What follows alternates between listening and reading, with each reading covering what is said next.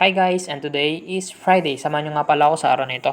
After ko nga pala mag-deliver ng dishwashing liquid ko ay nagpunta ako sa bayan ng Hirona para bumili ng bagong doorknob ng aking pintuan. Sa lakas kasi ng hangin dito sa aming bayan, hindi kinaya ng doorknob ng aking pintuan. Kaya bumili ako ng bago para mapalitan. Sa video ito nga pala, chinecheck ni ate kung walang diferensya. Dahil wala daw refund and return kapag naiuwing may diferensya. At after nga ma-check, ay pinuntahan ko si tita para i-deliver ang order niya. Pero hindi ko na na-videohan dahil nahihiya pa ako. After ko ibigay yung order niya, kwentuhan muna kami ng bahagya. At syempre, ipinaalam ko na rin sa kanya na pupunta ako sa Clark, Pampanga.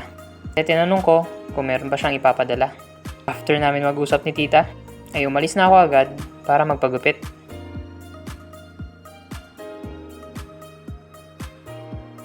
Manunod kasi ako sa Clark, Pampanga ng hot air balloon. At syempre, meron na akong gustong sorpresa. Tara, samahan niyo ako.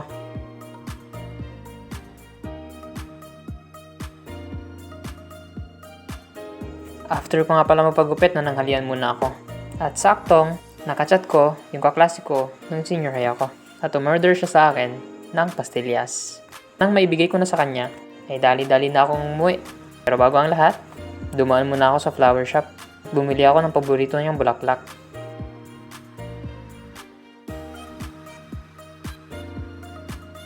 Sa mga oras na ito, nakasakay na pala ako sa bus.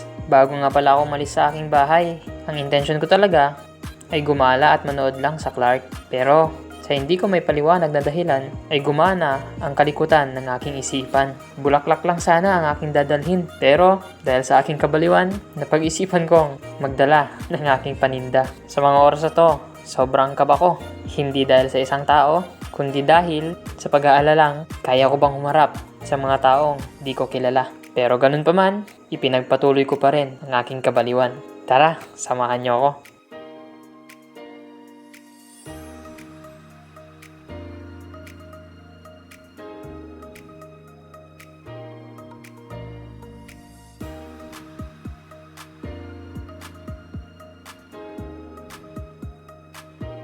Sa mga oras na to, ang dami nang tumatakbo sa isipan ko. Mga pagdadalawang isip kung itutuloy ko pa ba?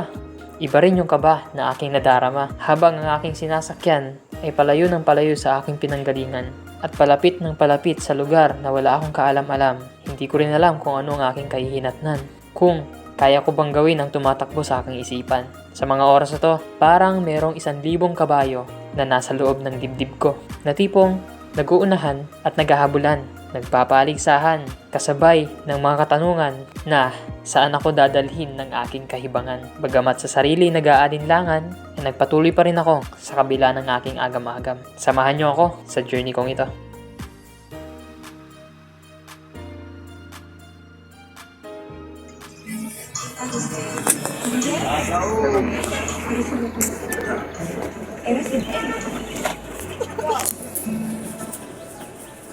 Ito na kumain na hotdog o sandwich.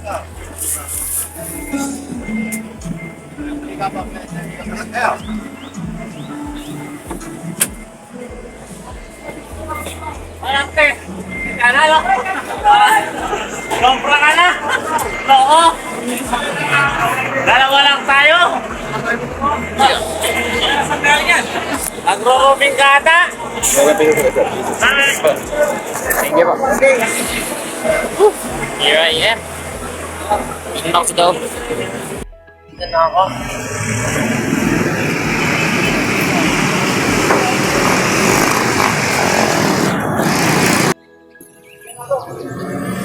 Right. Wala kung ako pupunta.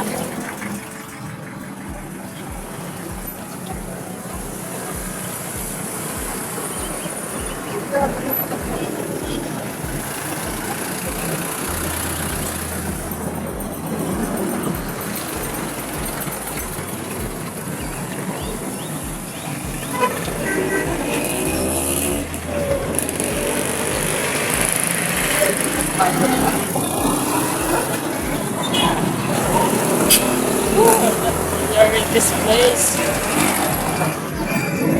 Where should I go?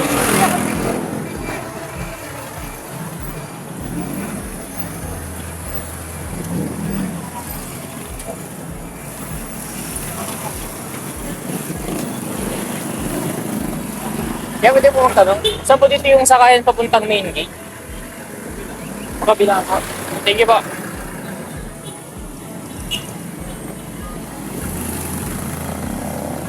Hindi ko kabisado itong lugar na to.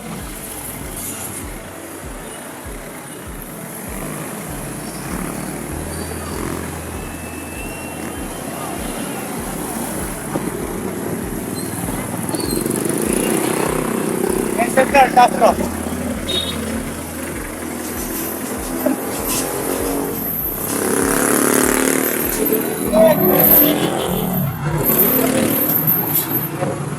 Sa mga oras na to, pinipilit ko na lang pakalmahin yung sarili ko.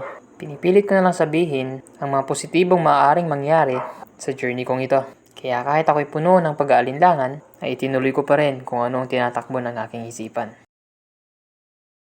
Sa mga oras na to, lapit na ako sa lugar na pupuntahan ko.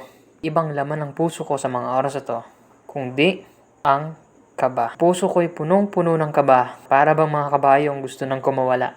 Pero, ako'y nandito na. Ano pa nga bang aking magagawa? Wala nang atrasan dahil ako'y susugod na sa laban.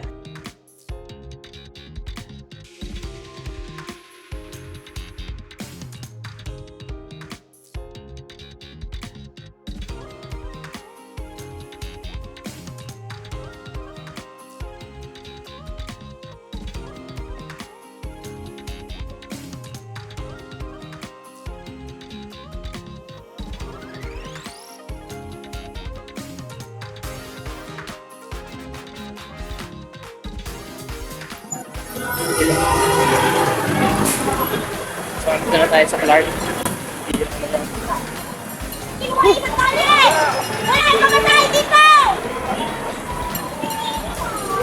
Walang kung anong gagawin ko. Sa mga puntong to, gusto kong ibenta yung produkto ko. Pero, sa pagkakataong ito, mas nangibabaw yung kaba ko. Hindi ko alam kung magbibenta ba muna ako.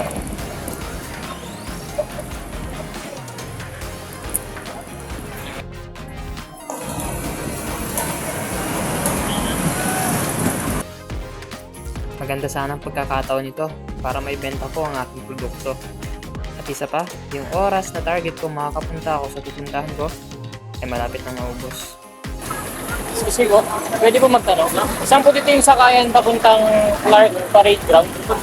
Ay, doon. Doon po? Sige po, thank you po. Hindi sa balak kong magbenta pero nahiya ako. Kaya ako rin gusto akong bulaklak. Hindi ko alam kung magbenta ba ako.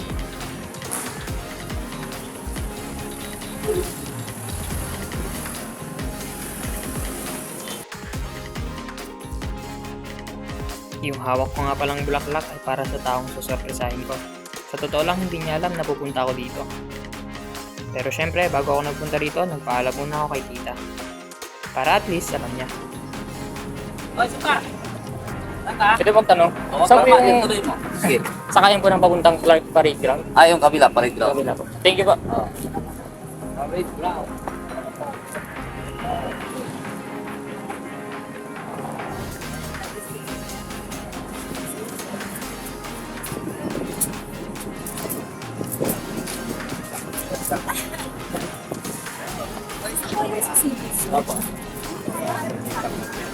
Dito yung sa parade ground po.